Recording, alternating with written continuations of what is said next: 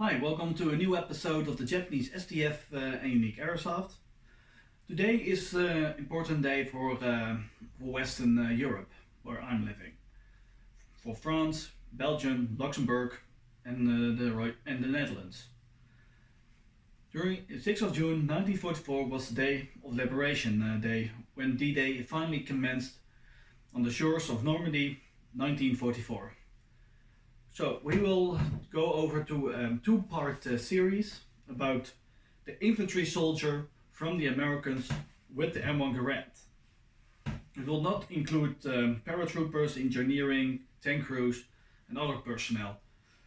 Only the soldiers who were carrying the M1 Garand and infantry soldiers at Utah, Point du Hoc and Omaha Beach. The first episode we will go over the M1 Garand. So let's go over the history of the rifle. The M1 Garand is called by General George S. Patton the greatest battle implement ever developed. And I agree with that. I have shot the M1 Garand one time in Vietnam in the neighborhood of Saigon or Ho Chi Minh City in February this year. And it was tremendously fun to shoot with that. And the last moment when you pull the trigger and the pinging sound you heard, it's the most recognizing part of the weapon. Even it was a little bit heavier than this model. This is a reproduction airsoft variation G&G, but I have it in my collection, also used as airsoft, but because of the coronavirus I did not test it yet. But this is a short term. This is a battery function operating, so it's not a get blowback system. Unfortunately, they are out there, but expensive and sometimes also rare, so it is not easy to find it.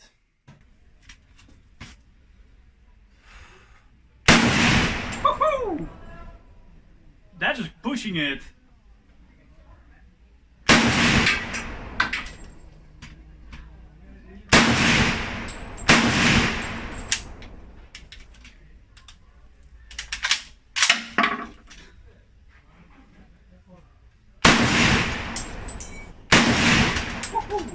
Really nice.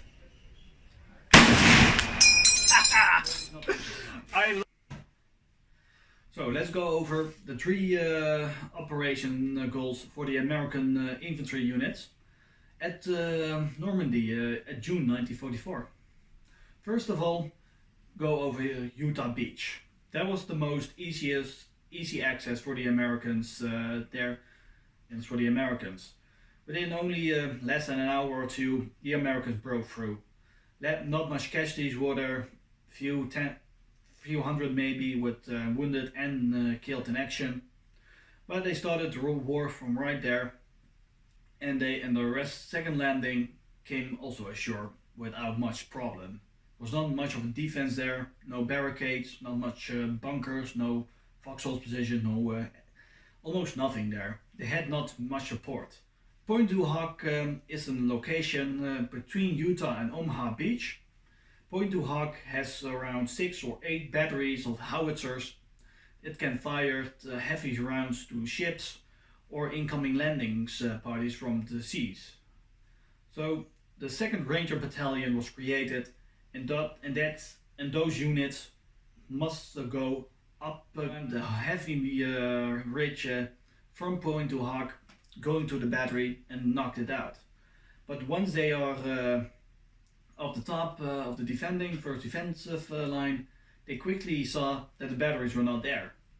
They were removed from position to far back inland.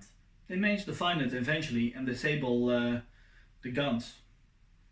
On its way back, the Americans put up a defensive perimeter between the roads from Utah and Omaha Beach, so the Germans could not put reinforcements on the roads. The first two operation at Utah and Point du Hoc, the M1 Garand came really through for the Americans and pushed much more needed firepower, almost 32 rounds per minute. And if you put 10 soldiers who might need firepower with a Browning automatic rifle as support, then you have more firepower than a German with an MG42 or with the K98 suppressing fire. Even the M1 Garand proved his performance at the two beaches, or Utah Beach and Point du Hoc, but at Omaha Beach where things were very different. The Americans landed on shore with some units from the 2nd Ranger Battalion because they went off course, so they landed with the American infantry soldiers. But all of them came stuck into the beaches at Omaha Beach. Many lost their weapons at sea, or some were captured and they presumed they were dead, or some were left behind by the soldier during an explosion. Omaha Beach was the most fortified position of the 5 beaches, with barricades, trenches, bunkers, artillery positions at the high hills position. Almost more than 2,000 American soldiers lost their lives that day. But doesn't mean that the M1 Garand was not inferior. When finally the Americans broke through the first defensive line from the Germans at Omaha Beach, they quickly set up a defensive perimeter, knocked out and later on they tried to push up to the next high hill. It was formal defense, but eventually they overcame it. But if it comes to semi-automatic rifles from World War II, the M1 Garand will beat them all. The Russians with their semi-automatic rifle, the Germans with their semi-automatic rifle. The Americans became the sole army with fully equipped units with the M1 Garand. So, let's go over 2 things is most recognized with this weapon. First off, is the rumor about when the last ammunition case comes to ping. And there's a rumor about that the enemy could hear that and it was a big problem for the US soldier, but that rumor is highly unlikely. It was a battlefield is really loud. Artillery is falling, tanks firing, machine guns is firing, your friends and buddies are open fire to the enemy, hand grenades explosion.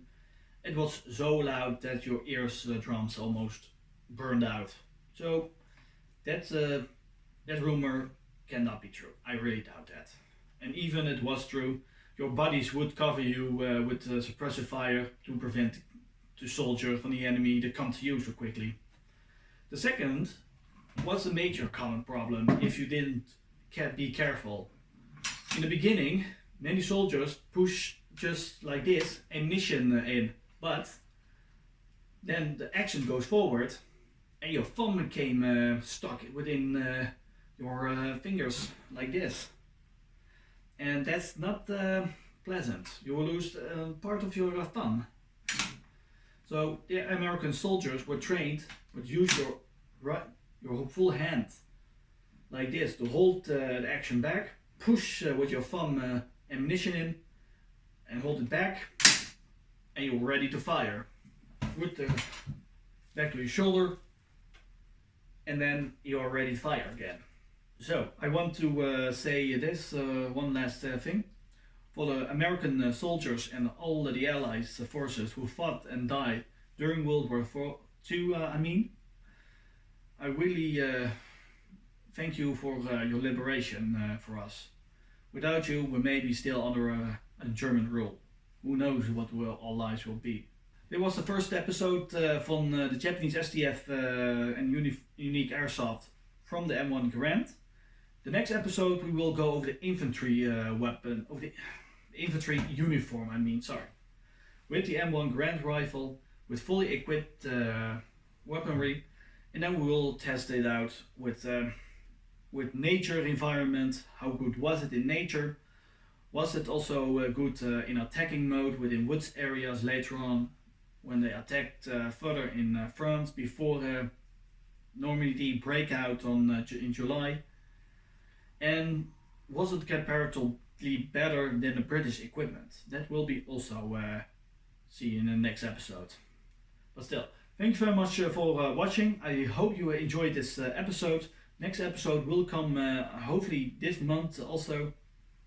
please subscribe and click that bell notification button down below. If you also want to see more on social media, check out my Instagram, Twitter, and Facebook. All information down in the descriptions down box below. Thank you for watching and have a nice day.